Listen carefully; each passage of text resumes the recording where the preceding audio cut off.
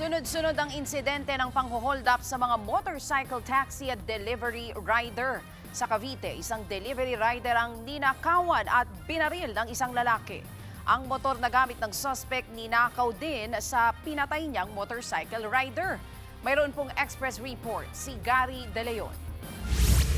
Sa kuha ng CCTV, makikita ang paghabol na nakamotorsiklong lalaki sa nakamotor ding delivery rider sa Barangay Conchu, 13 Martires, Cavite.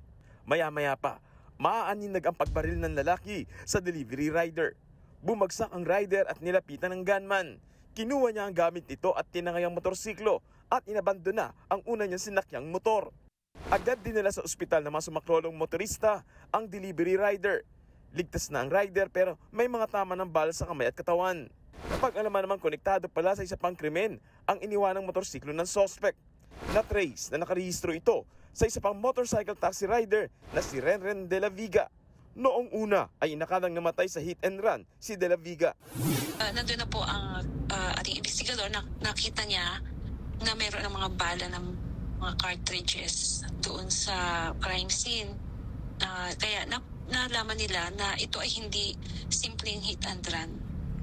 Nag-imbestiga sila ng malalim, coordination sa ibang unit. Kaya napag-alaman na ito ay isang shooting incident. Napag-alamang nabook ng salarin sa motor taxi si De La Viga sa Maynila. Pagdating sa Carmona, Cavite ay doon na hinold up at binaril ang rider. Ang gunman ginamit pa ang cellphone ni De La Viga para humingi ng pera sa asawa nito gamit ang e-wallet. Nagsagawa naman ng joint operation ang Carmona at 13 Martires Police para tugisin ang suspect. Sa pamamagitan ng backtracking ng CCTV at pagtuntun kung saan nag-cash out ng pera mula sa e-wallet ay naharap ang suspect sa Tondo, Maynila. Agad siyang inaresto at kinilanang si Eman Sanggala. Kwento niya, inutusan daw siya ng ninong niya na mang-hold up. Ito rin daw ang nagbigay ng baril sa kanya. Ninong ko lang po. Ang ganda na lang po, sir. Alam ko pong mali po yan, sir. Iniimbestigahan na yan ng mga pulis. Na-recover mula kay Sanggala ang motorsiklo ng binaril niyang rider sa 13 Martires at ang baril na ginamit sa dalawang biktimang rider. Sinampahan na ng kasong robbery homicide at frustrated homicide. Isang motorcycle taxi rider din ang namatay matapos saksakin ng hold-upper na pasahero sa Caloocan.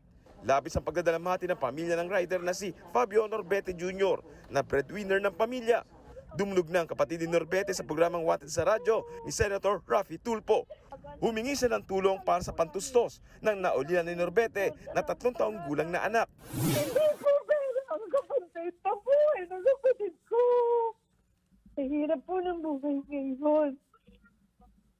Hindi po namin alam kung paano namin Sandali po. pagtutulungan po. Opo. Kung Ma'am. paano namin na yung bata. Kung sa pag-aalaga lang po, kaya po namin. Kaya lang yung suporta na panggatas, pang diaper, pang araw-araw ng bata. Pagtutulong-tulungan po namin yan. Magbibigay po ako ng 500,000 tulong para dun sa bata, sa anak.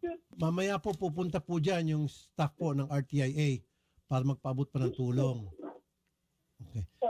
At kung ano po may tutulong namin, wag ko kayo mag-atubili, sabihin po sa aming reporter. Ano po? Mamaya. Nakakulong na rin ang suspect sa pagpatay na kinuyog ng taong bayan dahil sa hiwalay pang insidente ng pagnanakaw. Kinundi na naman ng kumpanyang Move It ang pagpatay sa kanilang rider. Nakikipagtulungan na raw sila sa mga pulis para sa investigasyon sa kaso. Nakikipag-ugnayan na rin daw ang kumpanya sa pamilya ni Norbete at nagpaabot na sila ng tulong pinansyal.